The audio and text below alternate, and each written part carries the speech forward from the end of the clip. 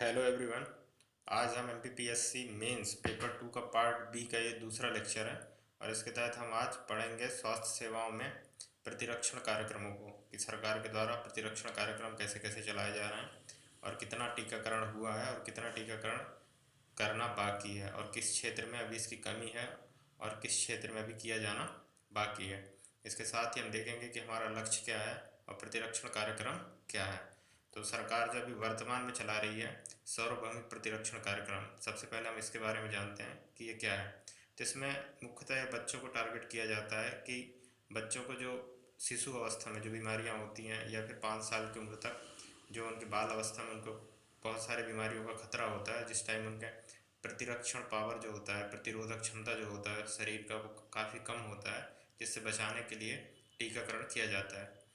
तो सार्वभौमिक प्रतिरक्षण कार्यक्रम है बच्चों के जीवन को खतरनाक बीमारियों से सुरक्षा के लिए प्रतिरक्षण कार्यक्रम का एक प्रमुख उपाय है, क्योंकि प्रतिरक्षण ही एक ऐसा उपाय है जिसके द्वारा बच्चों के स्वास्थ्य को सही तरीके से सुचारू रूप से चलाया जा सकता है और उन्हें जो खतरनाक बीमारियां हैं उनसे बचाया जा सकता है। इस कार्यक्रम की शुरुआत जो हुई थी वो हुई थी 1970 में। 1970 में शुरुआत हुई थी, लेकिन ये इतना सक्सेसफुल नहीं हुआ था। उस टाइम इसके बारे में ज़्यादा जागरूकता नहीं थी लोगों में, तो 1970 में इसे एक तरह से सफल नहीं माना जा सकता। लेकिन 1985 में इसको सर्व प्रतिरक्षण कार्यक्रम के अंतर्गत या फिर इसके अंदर इस नाम से जब चलाया गया तो ये काफ़ी सक्सेसफुल रहा और इसके काफ़ी अच्छे परिणाम आए, जिसके बाद सरकार ने इसके प्रति और ध्यान दिया। तो पहले ये कार्यक्रम एक तरह से चरणबद्ध रूप से नहीं चलाया जा रहा था, तो जब 1989 और 90 का टाइम आया तो सरकार ने इसको चरणबद्ध रूप से चलाने के लिए अग्रसर हुआ और अपने आप में एक प्रतिबद्धता लाई। तो सबसे पहले इन्होंने जिलों को टारगेट किया कि प्रत्येक जिले को अलग अलग तरीके से उनके क्षेत्र के हिसाब से उन्हें ये प्रतिरक्षण कार्यक्रम चलाने के लिए अनुमति दी गई और सभी जिलों को इसमें शामिल किया गया 1989-90 में। इसके बाद 1992 में ये प्रतिरक्षण कार्यक्रम को बाल एवं सुरक्षित मातृत्व कार्यक्रम में शामिल कर दिया गया, जिसके साथ इसमें आशा कार्यकर्ताओं और आंगनवाड़ी कार्यकर्ता के साथ साथ जो नर्सिंग स्टाफ है या फिर एएनएम जो होती हैं उनको इस पे लगाया गया, जिससे बहुत अच्छे परिणाम आने शुरू हो गए थे। इसके साथ ही दोबारा 1997 में प्रतिरक्षण गतिविधियां राष्ट्रीय प्रजनन और बाल स्वास्थ्य कार्यक्रम में शामिल किया गया।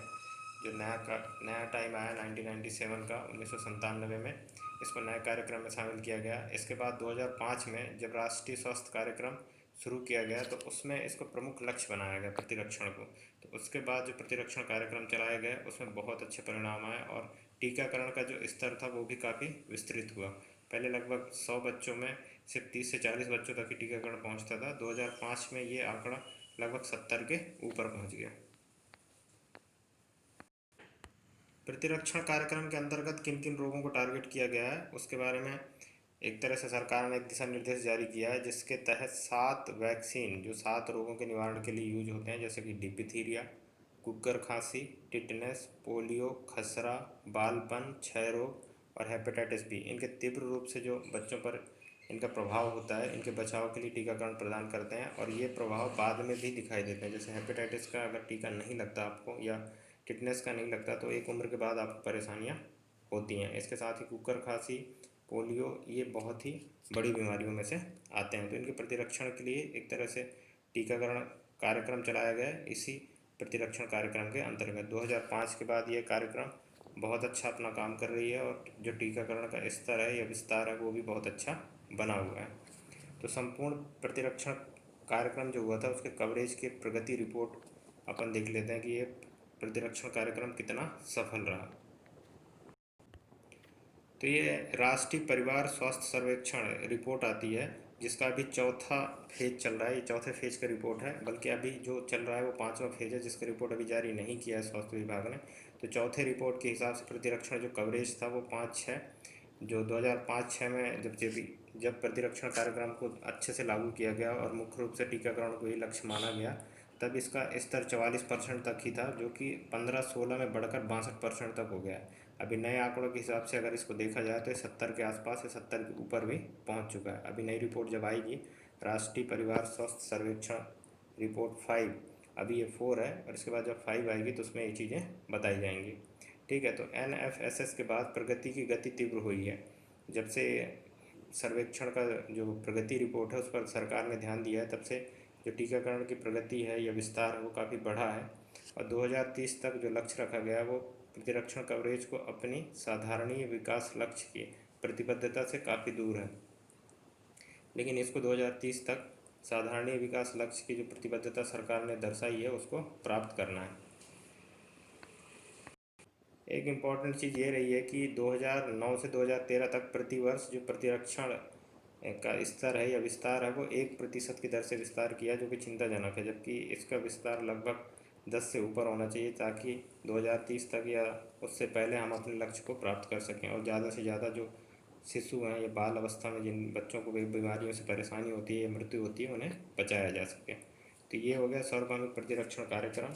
ये डायरेक्ट पूछा भी जाता है और ये क्वेश्चन भी बनता है। तो ये पूरा का पूरा जो मैंने अभी बताया है ये पूरा आप लिख सकते हैं, जिससे आपका आंसर बहुत अच्छा हो जाएगा। एक दूसरा जो क्वेश्चन बन सकता है वो ये है कि सार्वभौमिक प्रतिरक्षण कवरेज या कार्यक्रम जो चलाया गया उसकी धीमी दर के लिए जिम्मेदार कारक क्या है।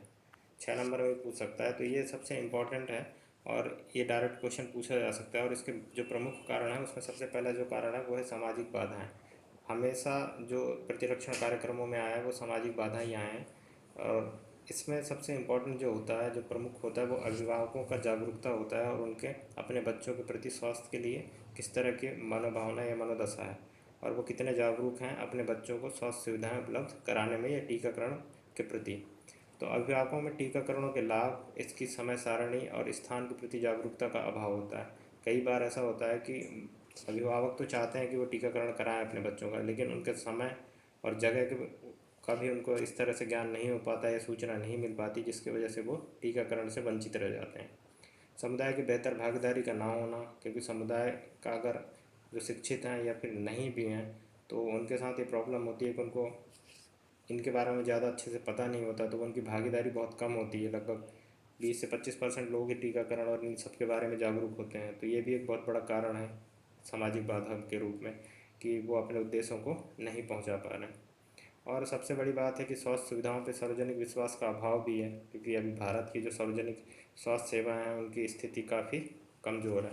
इसके अलावा जो प्रतिरक्षण कार्यक्रम के जो जिम्मेदार कारक हैं उनमें लॉजिस्टिक एक भी बाधा है, क्योंकि भारत का जो आधारभूत संरचना है वो काफ़ी कमज़ोर है। तो भारत में सभी स्थानों की आपूर्ति श्रृंखलाओं तक टीकों की आपूर्ति में ना आने वाली लॉजिस्टिक समस्याएं, जो आने ले जाने में जो समस्याएं आ रही हैं वो बहुत बड़ी हैं, क्योंकि जो टीका हैं या फिर जो मेडिसिन्स हैं वो कोल्ड चेन के द्वारा पहुंचाई जाती हैं एक जगह से दूसरी जगह तक। तो इसके लिए एक अच्छा आधारभूत संरचना और कनेक्टिविटी चाहिए, रोड कनेक्टिविटी। तो जो आधारभूत संरचना या फिर संचार के जो साधन है वो गांव-गांव तक इतनी अच्छी नहीं है कि कोल्ड चेन के द्वारा पहुंचाया जा सके। तो ये भी एक बहुत बड़ा बाधा है। और जो अगला है वो है संस्थागत बाधाएं। संस्थागत बाधाएं जो फ्रंटलाइन स्वास्थ्य कार्यकर्ताओं की कमी है, सबसे पहली बात। दूसरी बात उनकी प्रशिक्षण की कमी है, उन्हें सही तरीके से सुविधाएं नहीं उपलब्ध कराई जा रही हैं, चाहे वो वाहन सुविधा हो या जो जगह है जहाँ पर टीकाकरण करना है या फिर घर घर जाके टीकाकरण करना है तो उनके साथ जो कार्यकर्ता हैं उनकी कमी देखी जाती है। हमेशा आशा कार्यकर्ता, आंगनबाड़ी कार्यकर्ताओं से ही ये काम कराए जाते हैं। तो ये एक नेगेटिव इफेक्ट करता है इस कार्यक्रम के लिए और इसी के वजह से जो कार्यक्रम है वो कई स्तरों पर कभी कभी फेल भी दिखाई देता है। और भौगोलिक विविधता भी बहुत ज़्यादा है।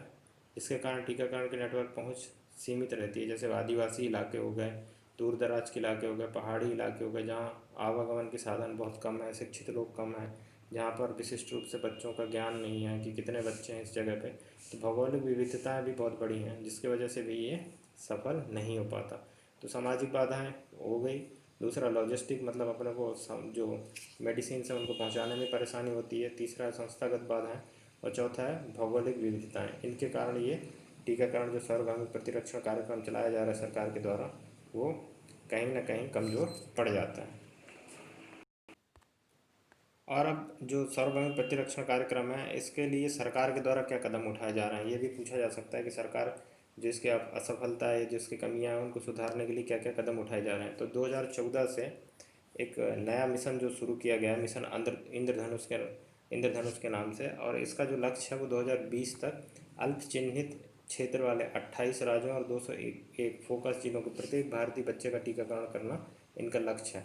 इसमें जितने भी बच्चे छूट गए हैं या फिर जितने भी वो हैं तो मिशन इंद्रधनुष के अंतर्गत इसका टीकाकरण किया जाएगा, चाहे वो इलाका या उसकी भौगोलिक परेशानियाँ हों या फिर क्षेत्रीय परेशानियाँ हों या फिर सामाजिक परेशानियाँ, इन सभी परेशानियों को दूर करके ये सारे बच्चों का टीकाकरण किया जाएगा 100%। 2020 तक का लक्ष्य है, अभी 2020 चल रहा है, अभी रिपोर्ट इसकी नहीं आई कि प्रतिरक्षण कार्यक्रम कितना अच्छा काम कर रहा है।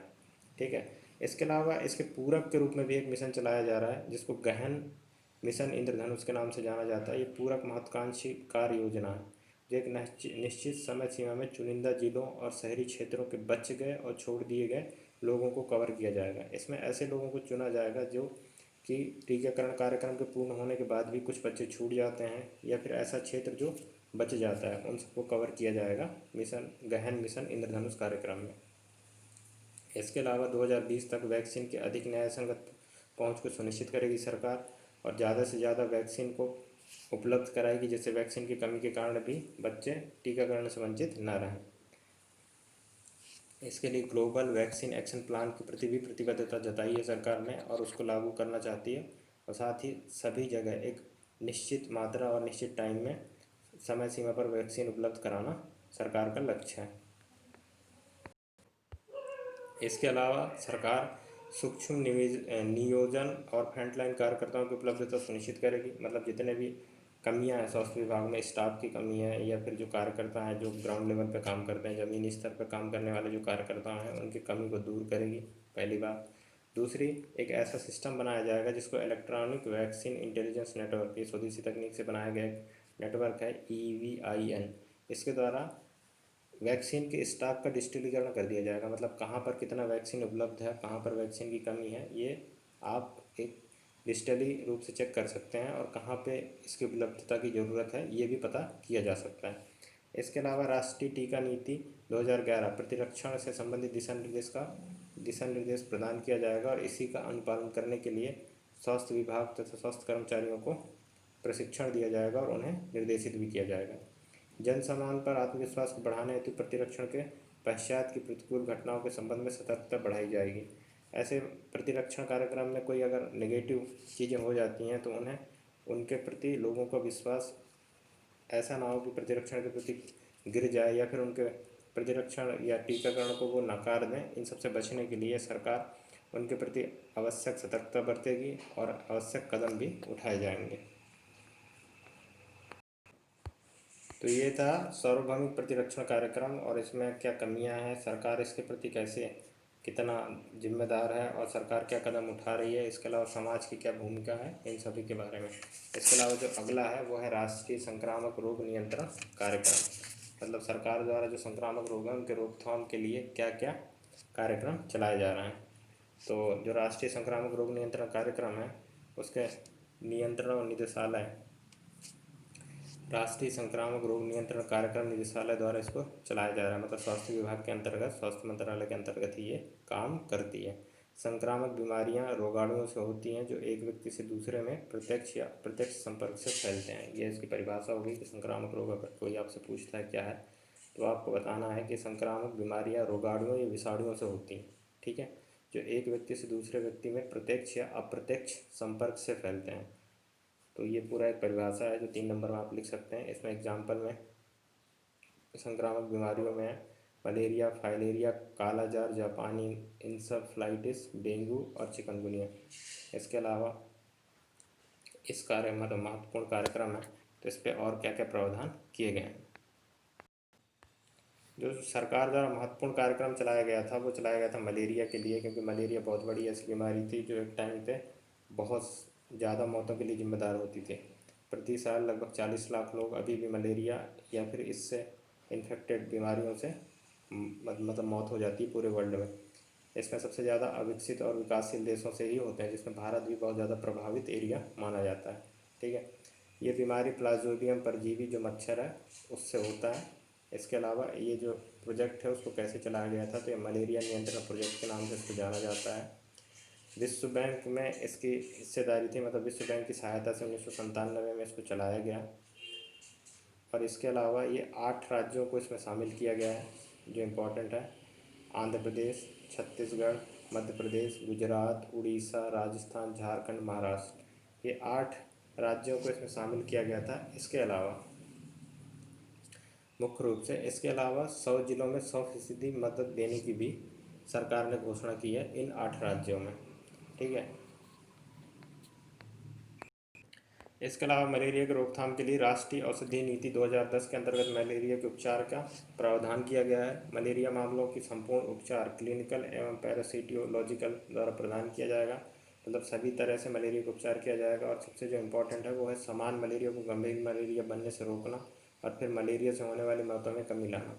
इसके अलावा गैमेटोसाइटोसिड औषधि के प्रयोग द्वारा मलेरिया को फैलने से रोकना एक इलाज के प्रति है। ठीक है। और मलेरिया के मामलों को उचित उपचार करके औषधि स्थिति की रोकथाम करना तथा त्वरित उपचार की व्यवस्था करना। इम्पोर्टेंट यही है कि उपचार कितना जल्दी मिलता है मलेरिया में, जिससे मौतों के आंकड़ों में काफ़ी कमी आती है। तो ये पूरा का पूरा मलेरिया नियंत्रण कार्यक्रम था जो कि भारत सरकार के स्वास्थ्य मंत्रालय द्वारा चलाया जा रहा है और इसमें राज्यों की हिस्सेदारी और सहभागिता भी देखी जाए। इसके अलावा जो फाइलेरिया के लिए चलाया गया था वो फाइलेरिया के नियंत्रण के लिए राष्ट्रीय फाइलेरिया कार्यक्रम का चलाया गया था। ठीक है। 1955 में 1955 में, और इसको हम आम रूप से हाथी पाँव कहते हैं। ठीक है।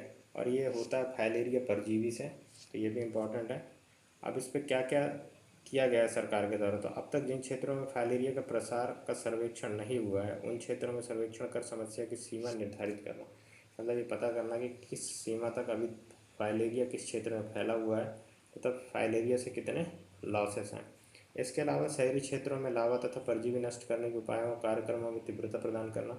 शहरी क्षेत्रों में जो मलेरिया या फाइलेरिया परजीवी की जो लार्वा हैं उनको नष्ट करके और उन क्षेत्रों को फाइलेरिया मुक्त करने की जो सरकार की योजना है उसको भी इम्प्लीमेंट करना।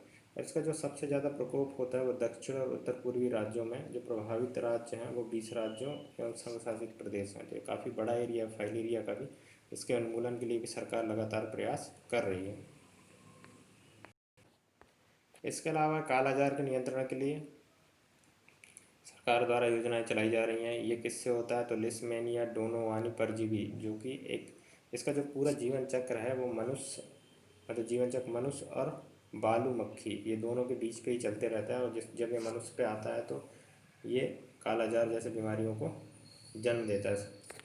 तो ये कहाँ पर अप्लाई किया जाएगा और कहाँ पर लागू किया जाएगा, तो 4 राज्यों में स्थानिक बीमारी है। कहाँ कहाँ पर है, बिहार, पश्चिम बंगाल, झारखंड और उत्तर प्रदेश। तो ये स्थानिक बीमारी के रूप में इसको आइडेंटिफाई किया गया कालाजार को। और 80% जो मामले रिपोर्ट होते हैं वो बिहार से ही रिपोर्ट होते हैं कालाजार का।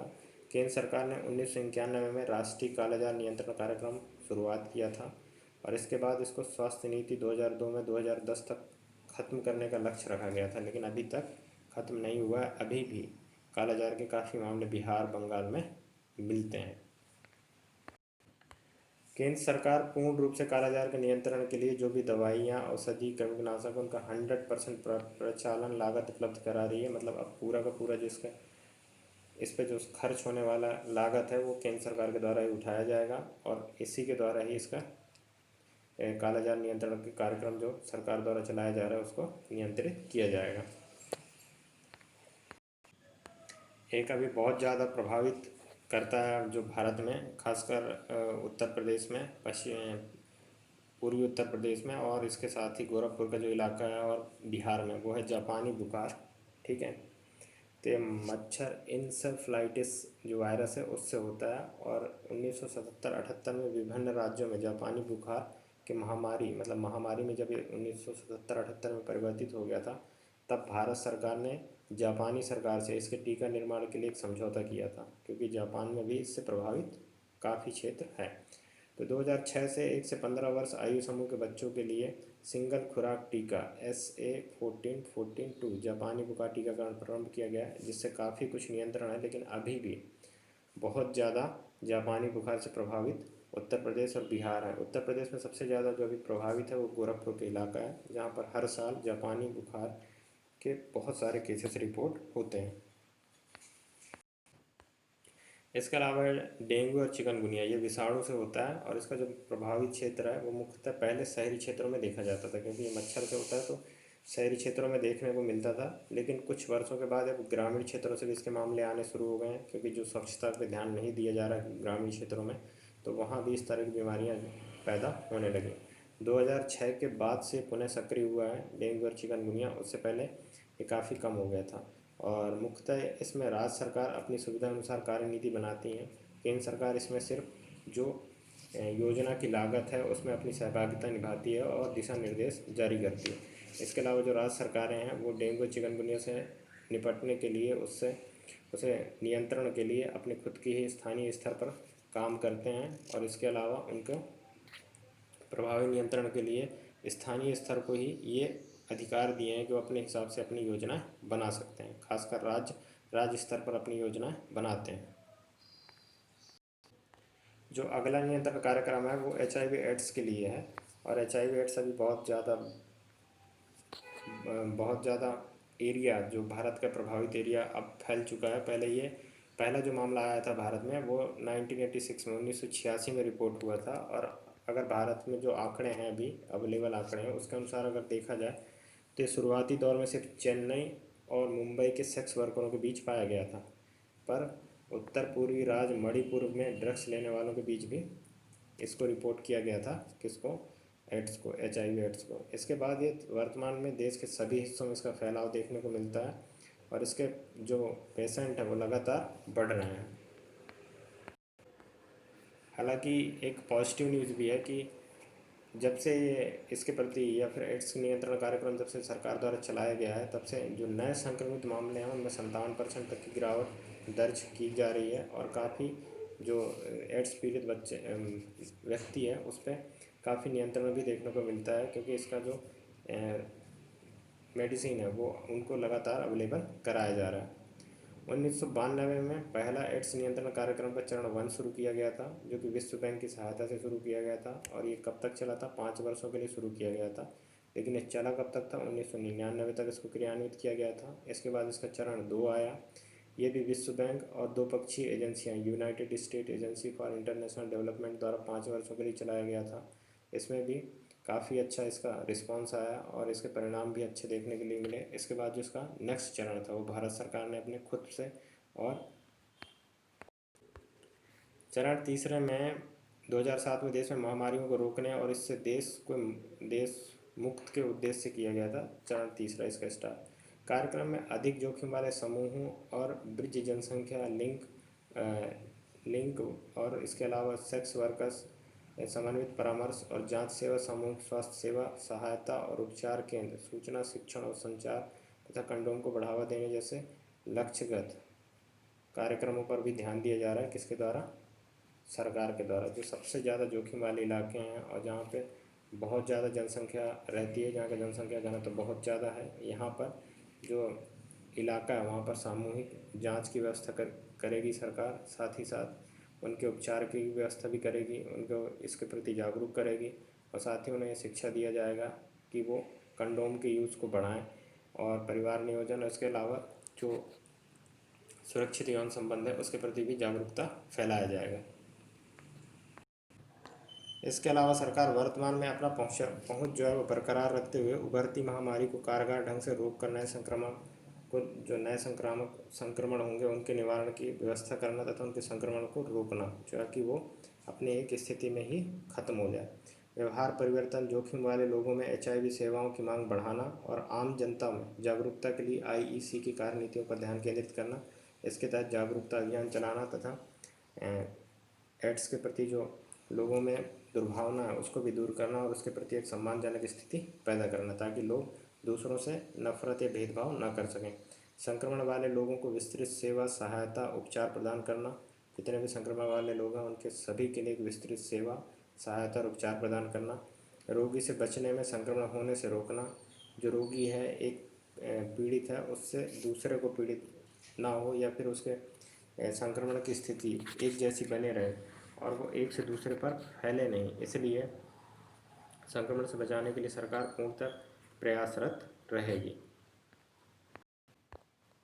इसके अलावा प्रभावित लोगों को अधिक शामिल करके कलंक एवं भेदभाव को कम करना, ये जागरूकता अभियान जिसके तहत समाज में एक अच्छी स्थिति और अच्छी मनोभावना को पैदा करना है। इसके अलावा एनजीओ, सिविल सोसाइटी साझेदारों को जिन राज्यों में यह महामारी उभर रही है इनकी क्षमताओं का निर्माण करना और इनका यूज करना, ताकि एनजीओ और सिविल सोसाइटियों की मदद से लोगों के से ज़्यादा साझेदारी बढ़े और उनके सामाजिक व्यवस्था को सुधारा जा सके, जिसकी वजह से बीमारी को रोक लगाया जा सके।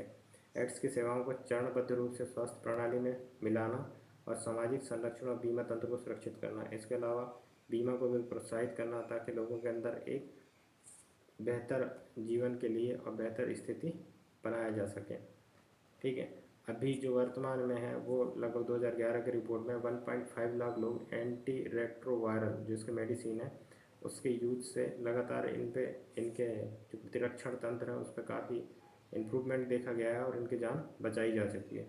तो अभी भी सरकार इस पर काम कर रही है और जो एड्स है वो बहुत ही खतरनाक बीमारी है, तो इसके नियंत्रण के लिए जन जागरूकता और सामाजिक प्रादुर्भाव जो फैला हुआ है उसे भी कम करना है तथा लोगों के बीच सुरक्षित यौन संबंधों को बढ़ावा देना और इसके प्रति सरकार के नए नए कार्यक्रमों को भी बढ़ावा देना होगा।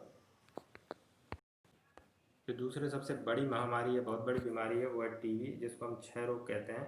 भारत में टीबी एक गंभीर समस्या है। दुनिया के क्षय रोग पीड़ितों का 5वां हिस्सा यहाँ पाया जाता है। 5वां हिस्सा यहाँ पाया जाता है। बहुत बड़ी आबादी है, मतलब टीबी से मरने वालों की संख्या पहले जब डाट्स का विकास नहीं हुआ था और जब खोज नहीं हुआ था तो बहुत ज़्यादा जो मृत्यु होती थी वो क्षय रोग से ही होती थी। इस बीमारी पर नियंत्रण और इसमें निर्धारित स्तर तक कमी लाने के विशेष प्रयासों के बाद भी देश में करीब 18 लाख क्षय रोगी प्रतिवर्ष बढ़ जाते हैं। इतने ज़्यादा बीमारियों के रोकथाम के लिए प्रयास किए जा रहे हैं सरकार के समक्ष और सरकार के साथ इस पर विशेष ध्यान दिया जा रहा है, तब भी इसके जो प्रतिवर्ष मरीजों की संख्या वो लगातार बढ़ती जाती है। प्रचलित रूप से पल्मोनरी ट्यूबरकुलोसिस शरीर के अन्य हिस्सों में भी हो सकता है, जिसमें एक्स्ट्रा पल्मोनरी ट्यूबरकुलोसिस डिसीज़ कहा जाता है। जो प्रचलित रूप से जो बीमारी है उसको पल्मोनरी ट्यूबरकुलोसिस कहा जाता है, जो लंग्स में होता है। इसके अलावा ये लंग्स के अलावा शरीर के अन्य हिस्सों में भी प्रभाव डालता है। ठीक है, भारत में प्रतिदिन टीबी से 1200 लोगों की मृत्यु होती है। यह त्रासदी की तरह भारत पर प्रभाव डालता है और इसके बहुत से प्रकार हो गए हैं, जिसमें टीबी के जो कई रूप होते हैं जो अपना बदलते रहता है, जिसकी वजह से भी लोगों की मृत्यु बढ़ जाती है। टीबी का जो स्टेज 1 स्टेज 2 चलता है, इस वजह से भी टीबी के काफ़ी जो मरीज़ हैं वो अच्छे इलाज से वंचित हो जाते हैं और उन्हें मृत्यु हो जाती है। टीबी की जो नियंत्रण योजना है उसमें 3 तरीके से देखा जा सकता है, तो संक्रमण, प्रगति और संचरण। ठीक है, टीबी बेसिल श्वसन से अंदर प्रवेश करता है। तो टीबी के जो प्रतिरक्षण है वो सबसे ज़्यादा कहाँ पे इफेक्ट करता है? लंग्स पे। तो यह हमारे श्वसन से हमारे अंदर जाता है और एक संचारी रोग है जो दूसरे के संपर्क या पास बैठने से हमारे ऊपर आता है और ये फेफड़ों में बना रहता है। इसका प्रगति मतलब फेफड़ों में ही होता है और दूसरे अंगों तक ये फेफड़ों के बाद पहुंचता है। और जो संचरण है इसमें क्या है कि आपके अंदर जो टीबी के जो प्रभाव है वो जीवन भर बना रहेगा और पर निष्क्रिय रूप से रहेगा। तो जो टीबी का संक्रमण का वार्षिक दर है वो 1% है और 40 से 70% लोग सुप्त तपेदिक से ग्रसित हैं। ये एक इम्पॉर्टेंट डाटा है कि जो 40-70% लोग हैं वो सुप्त तपेदिक से ग्रस्त हैं, मतलब टीबी से ग्रस्त हैं। इस बीमारी के नियंत्रण के लिए पुनरीक्षित राष्ट्रीय तपेदिक नियंत्रण कार्यक्रम के अंतर्राष्ट्रीय अनुशासित प्रत्यक्ष उपचार संक्षिप्त कोर्स जो डाट्स है उसकी रणनीति के आधार पर 1997 में शुरू किया। भारत ने 1997 में इसको अपनाया शुरू किया, जिससे देश भर में विश्व बैंक तथा अन्य विकास भागीदारियों के सहयोग से चरणों मतलब विभिन्न चरणों में बढ़ाया गया है और चलाया जा रहा है। पूर्णतः कवरेज मार्च 2006 से इसको किया गया है, जिसके तहत सभी जगह डाट्स का इलाज अब अवेलेबल है सरकारी अस्पतालों में, जो कि बिल्कुल निःशुल्क है। अगला जो संचारी रोग है वो है पोलियो। पोलियो के नियंत्रण के लिए सरकार ने बहुत अच्छा काम किया है। अभी 2014-12 के बाद से कोई भी केसेस भारत में रिपोर्ट नहीं हुई है। तो विश्व स्वास्थ्य असेंबली संकल्पना वर्ष 1998 के बाद पोलियो उन्मूलन की वैश्विक पहल का पालन करते हुए भारत में 1995 में पल्स पोलियो टीकाकरण कार्यक्रम की शुरुआत की गई थी। भारत में 1995 से इसकी शुरुआत की गई थी, जबकि विश्व में 1988 से।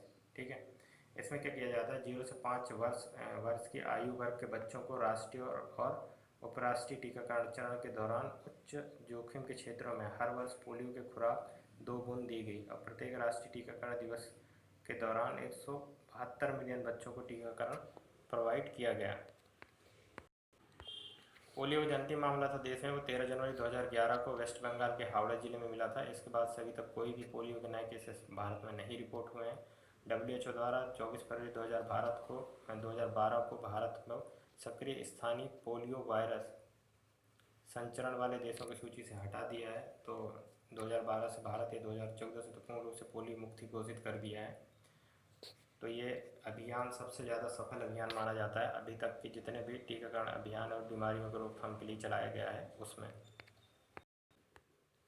इसका जो मुख्य उद्देश्य था वो अभियान की शुरुआत ओरल पोलियो वैक्सीन के तहत किया गया था, जिसमें 100% कवरेज को प्राप्त करना था। इसके उद्देश्य सबसे इम्पोर्टेंट यही था कि पूरे भारत देश में 100% कवरेज किया जाए और जो शिशु मृत्यु दर है, जो पोलियो प्रभावित बच्चे हैं, वो आगे इस तरह से ना बढ़ सके और पोलियो के जो केसेस बढ़ रहे थे उसको एकदम से रोका जा सके। जिन क्षेत्रों में पोलियो समाप्त हो चुका है वहाँ जनता में उच्च स्तर के मनोबल को भी बनाए रखना एक उद्देश्य था इस कार्यक्रम का, जिससे लोगों के अंदर अब पोलियो वैक्सीन के प्रति एक सकारात्मक रवैया हो, जिससे लोग ज़्यादा से ज़्यादा इसकी टीकाकरण के प्रति या ओरल वैक्सीन लेने के प्रति लोग ध्यान दें ताकि पोलियो से लोगों की सुरक्षा की जा सके।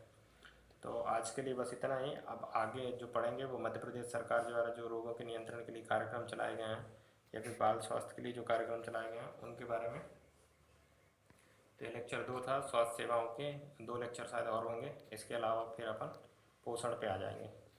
तो थैंक यू वेरी मच। अगर लेक्चर अच्छा लगे तो इसको शेयर करें।